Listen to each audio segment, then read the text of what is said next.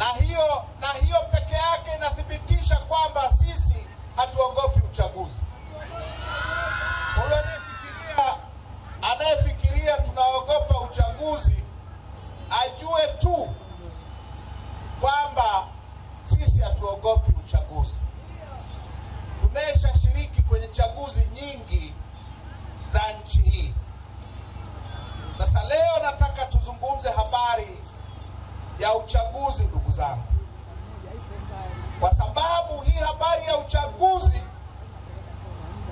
ina maneno mengi sana, na ni sawasawa iwe na maneno mengi. Ni sawasawa habari ya uchaguzi iwe na maneno mengi, kwa sababu viongozi unaowapata kwenye uchaguzi wanategemea namna uchaguzi wenyewe ulivyo. Uchaguzi ukiwa wa hovyo, utapata viongozi wa hovyo, na ukipata viongozi wa hovyo, mwananchi hakuna atakaye kutetea. Na nyie hili wananchi wa Lindi mnalifahamu sana. Ndio maana ya maneno ya Mheshimiwa Heche hapa kwamba mkoa wenye rasilimali kama huu, wenye gesi asilia, wenye korosho, wenye ufuta, wenye bahari ya Hindi, inakuwaje uwe mojawapo ya mikoa maskini katika nchi hii? Ni kwa sababu ya aina ya uongozi tunaoupata kwenye chaguzi zetu. Kumbukeni maneno tuliyokuwa tunaambiwa tulipokuwa wadogo. Sisi tuliokuwa wadogo miaka ya 70 tulikuwa tunaambiwa na Nyerere, ili tuendelee tunahitaji vitu vinne. Tunahitaji watu tunao, tunahitaji ardhi tunayo kubwa, tunahitaji siasa safi, tunahitaji uongozi bora. Hiyo ndio ilikuwa maneno ya miaka ya 70 ya Mwalimu. Hatujai kuwa na shida ya watu, hatujai kuwa na shida ya ardhi na rasilimali. Miaka yote tumekuwa na shida ya siasa safi na shida kubwa ya uongozi bora. Na hiyo inatokana na aina ya chaguzi zetu. Wanataka tuzungumze habari ya bila mabadiliko hakuna uchaguzi. Nitazungumza kwa kutumia mifano ya Lindi ya kwenu, kwa sababu nikitumia mifano ya Dar es Salaam mnaweza mkanihoji kwa nini utumie ya Dar es Salaam, inatuhusu sisi nini? Nitatumia ya Lindi. Ndugu zangu, hapa tulipo, nyie wananchi wa Lindi, hapa mlipo, hii Lindi ina mitaa 117. Katika hiyo mitaa 117 ya mji wa Lindi, chama cha ACT kina mwenyekiti mmoja tu wa mtaa. 116 ni wa CCM. Kwa katika wenye viti wa mitaa 117, wa kwenu ni mmoja tu. Wanne ni wanne. Asante. Baruani umeniambia mmoja, imekuwaje? Ni wanne? Sawa. Nimeambiwa ni mmoja, samahani. Kwa ni wanne kati ya 117. Miaka 11 iliyopita kwenye uchaguzi wa 2014 walikuwa 47.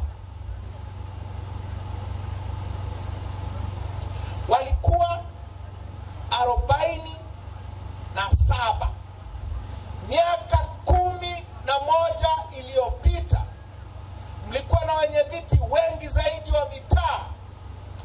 Leo mnao 4 tu. Na hao 4 imekuwaje? Ni kwa sababu ya engua, kwa sababu ya engua ya mwaka jana. Hapa tulipo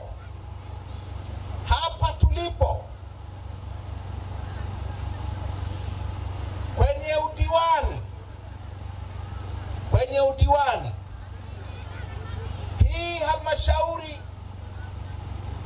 ya Lindi mjini ina diwani mmoja asiyekuwa wa CCM kati ya madiwani 20. Miaka 10 iliyopita, mwaka 2015, kulikuwa na madiwani 9 kati ya 20. Leo yuko mmoja tu, na hiyo inatokana na vurugu za uchafuzi mkuu wa 2020. Hili jimbo la Lindi mjini lilikuwa na mbunge wa upinzani mwaka 2010, likawa na mbunge wa upinzani mwaka 2000 na ngapi? 2010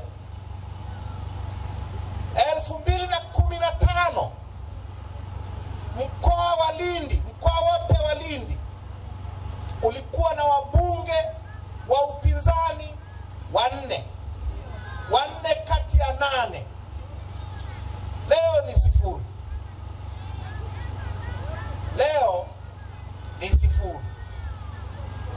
Na ni 0 kwa sababu ya vurugu za 2020. Maana yake ni nini, ndugu zangu wa Lindi mjini? Maana yake ni kwamba kwenye mitaa yenu yote isipokuwa 1 au 4, kwenye mitaa yenu yote hamna mtu wa kuwasemea isipokuwa wale 4. Wakiongeza ushuru wa maandazi mnayouza, hakuna wa kukemea, kwa sababu wenye viti karibu wote ni wa kwao. Wakiongeza ushuru kwenye biashara zenu zingine, hakuna wa kuwakemea, kwa sababu baraza la madiwani lote isipokuwa 1 ni la CCM. Wakiongeza kodi na tozo na wapi bungeni, hakuna wa kukemea, hakuna wa kuzuia, kwa sababu bunge lote karibu ni bunge la CCM. Kwa hiyo hatuna watetezi, hatuna mtu wa kututetea kwenye bunge, hatuna mtu wa kututetea kwenye halmashauri, kwenye baraza la madiwani, hakuna mtu wa kututetea kwenye mitaa. Hakuna. Tuko peke yetu. Na kama tuko peke yetu na Mungu wetu, manake ni kwamba tunaonewa kweli kweli. Wakulima wa mkoa huu wanaolima ufuta na wanaolima korosho wanakutana na kitu kinaitwa stakabadhi ghalani. Au nakosea? Stakabadhi ghalani, kila mkulima wa nchi hii anajua ni wizi mtupu. Wizi mtupu. Kulima ulime wewe, uhangaike wewe, dawa upige wewe, kuvuna uvune wewe. Ikishafika kwenye biashara wanakwambia wewe huwezi ukauza, tuletee sisi tukuuzie, halafu tutakulipa tutakavyoona inafaa. Mtaachaje kuwa maskini? Mtaachaje kuwa maskini? Na ni kwa sababu hawa ambao wanapaswa wasemee wameingia kwenye nafasi za uongozi bila kupingwa, wameingia kwa kura za uwizi, wameingia kwa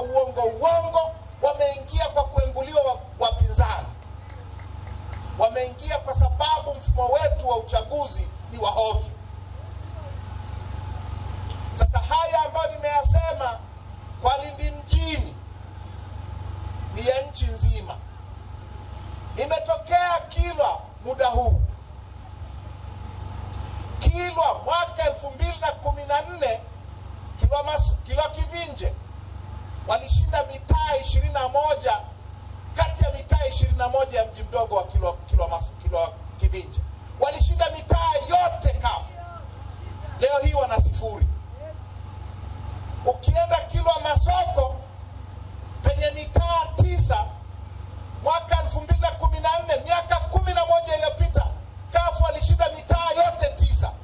Leo wana 0. Vijiji ni 0. Makata ni 0, madiwani na wabunge ni 0. Mnaachaje kuletewa mambo ya hovyo? Na yote hii ni kwa sababu mfumo wetu wa uchaguzi ni mfumo wa hovyo. Nimeambiwa hapa huyo aliyeshinda udiwani hapa 2020 alishinda kwa sababu ni mshenga wa mkurugenzi wa mji wa Lindi. Mshenga. Wao akaonewa huruma na nani? Na huyo jamaa aliyemtafutia mke. Sasa uchaguzi wa aina gani huo? Sasa ndugu zangu, shida ni nini?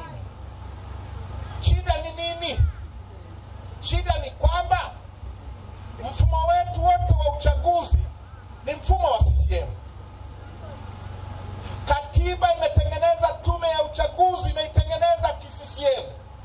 Inateuliwa na rais, rais ni mwenyekiti wa CCM, anateua ma-CCM wenzake.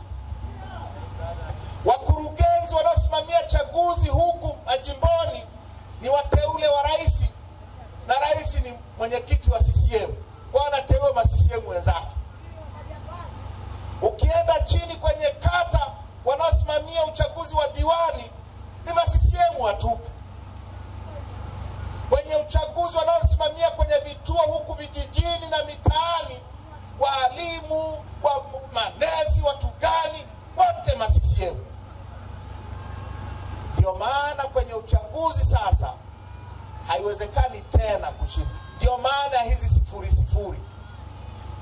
Kwa tunapozungumza habari ya mabadiliko, tunazungumza habari ya kubadilisha huu mfumo wa ki-CCM kutoka juu mpaka chini na kuweka mfumo ambao ni huru. Tume ya uchaguzi iwe ya watu wasiomtegemea rais kwa maisha yao. Wasimamizi wa uchaguzi wa majimbo wanaotangaza wabunge wawe ni watu wasiomtegemea rais kwa maisha yao.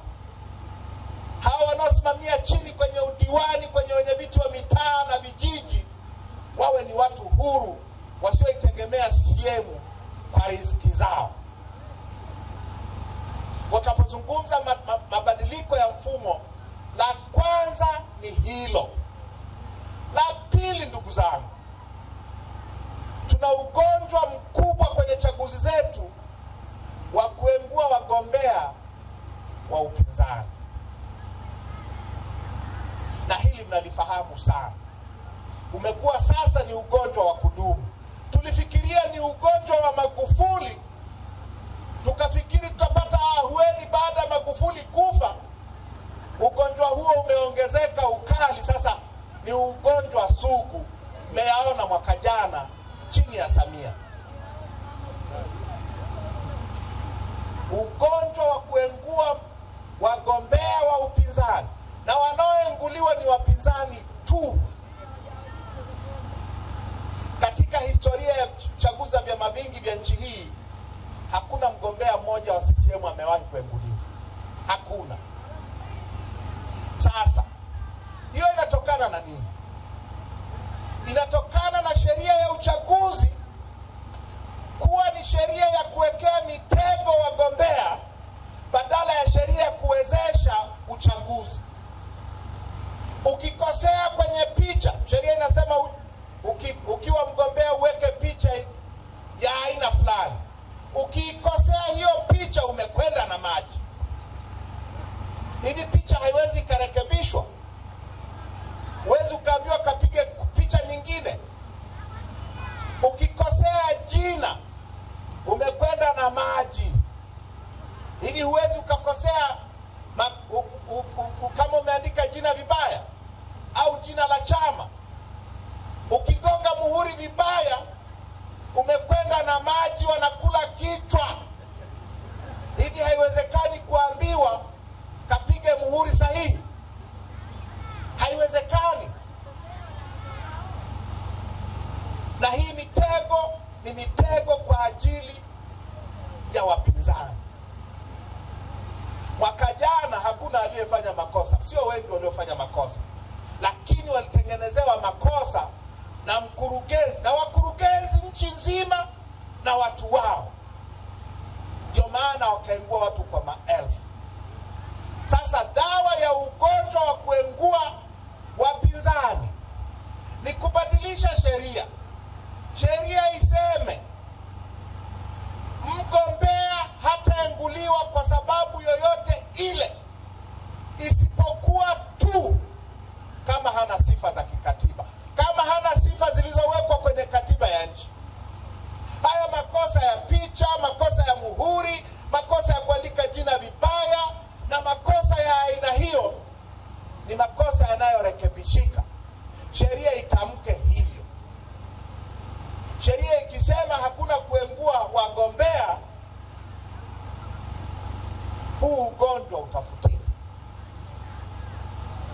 Tatizo la tatu ni tatizo la kura feki. Na nyie mnafahamu, mwaka jana wameandikisha watoto wa darasa la kwanza, wameenda kwenye daftari la wakazi, daftari lile la sensa, wameandikisha majina yote bila kuangalia hata umri. Ndani ya wiki moja wameandikisha watu milioni 31. Tanzania hii tunadanganyana nini? Sasa hawa wanaoandikishwa ambao hawana sifa, wengine marehemu, wengine hawapo, mnakuja kukutana nao siku ya uchaguzi. Siku ya uchaguzi kila polisi ana kibegi mgongoni, kila mwalimu ana kibegi mgongoni. Akija na baibu, amevaa baibu, ujue baibu ina mabegi kadhaa. Akiwa na kanzu, ujue hiyo kanzu ina mambo. Hivyo vibegi vimejaa kura feki, vimejaa kura za uongo. Halafu wanaondoa mawakala wa upinzani, wanajaza masanduku ya kura kwa kura feki. Mamilioni ya kura feki ili kuishindisha CCM. Tunahitaji daftari la kudumu la wapiga kura liandikishwe upya ili kuondoa mamilioni ya wapiga kura hewa ambao wameingizwa na tume ya uchaguzi kwa sasa. Na hilo litawezekana kama vyama vya siasa vinavyoshiriki uchaguzi na wagombea wao watakuwa na haki ya kwenda kuchunguza inakohifadhia tume, inakohifadhia majina ya wapiga kura wote inaowaandikisha nchi nzima. Maana yake tume inatuwekea majina ukutani, inaacha kuweka mamilioni ya wapiga kura hewa ambayo imewatunza kwenye seva za makompyuta yao. Kwa lazima tuandikishe daftari la wapiga kura upya, na vyama vya siasa na wagombea wapate access kwenye hii inakotunzia hizo rekodi zake. La nne, na hili mnalifahamu sana, vurugu dhidi ya wapinzani wakati wa kampeni. Tunafanyiwa vurugu sana. Tunafanyiwa vurugu na wasimamizi wa uchaguzi, tunafanyiwa vurugu na mapolisi, tunafanyiwa vurugu na ma-DC, tunafanyiwa vurugu na maafisa tarafa na wakuu wa mikoa, tunafanyiwa vurugu na watu wa usalama wa taifa. Ni vurugu dhidi ya wapinzani. Tunataka hizo vurugu zikome. Wakati wa kampeni wapinzani wapate haki sawa ya kufanya kampeni kama wagombea wa CCM. La tano, swala la mawakala na matatizo yote yanayohusiana na siku ya upigaji kura. Kwenye chaguzi zetu, ndugu zangu walindi, mnafahamu, ikifika wakati wa kuweka mawakala wa upinzani kuapishwa ni vita na mkurugenzi.